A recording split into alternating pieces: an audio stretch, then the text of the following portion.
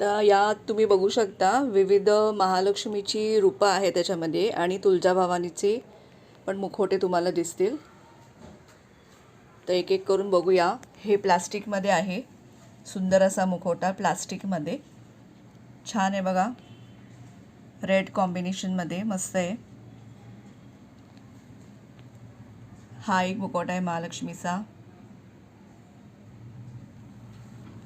सुंदर असे मुखवटे आहेत, डोळे वगैरे तुम्ही बघू शकता.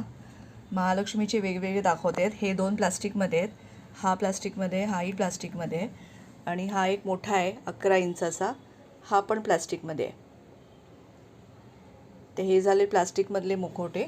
आता मी तुम्हाला फायबरमध्ये दाखवते, हँड पेंटेडवाले प्रीमियम क्वालिटीचे. हा बघा महालक्ष्मीचा सुंदर असा मुखवटा, सुंदर काम आहे बघा, डोळे वगैरे बघा मस्त, हे काम बघा. परत हा दाखवतो मग कॉम्बोमध्ये तुळजाभवानी आणि महालक्ष्मी असे दोन्ही रूप याच्यात आहेत. तर हे आपले बरेचसे सोल्ड आउट झालेले आहेत.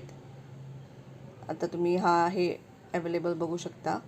आणि परत आपली ओरिजिनल तुळजाभवानीचा मुखवटा पण आपल्याकडे आहे, सुंदर असा बघू शकता. फेस हँड पेंटेड आहे, मॅट फिनिशिंगमध्ये, फायबरचे मुखवटे येथे. ह्याचं काम वेगळं आहे आणि या मुखवट्याचं थोडं काम वेगळं आहे. सुंदर असे मुखवटे बघू शकता. तुळजाभवानी काम बघा तुम्ही, सुंदर असं काम आहे आणि रिझनेबल रेटमध्ये मिळतील.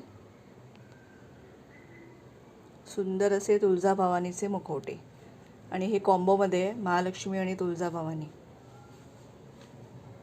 हे सगळे फायबरमध्ये, हे प्लास्टिकमध्ये. हा पण सुंदर मुखवटा आहे, सिम्पल अँड सोबर, जास्त वर्क नाही आहे याच्यावर, सिम्पल वर्क आहे. हा पण छोटा मुखवटा आहे प्लास्टिकमध्येच. हा तर खूपच सुंदर आहे.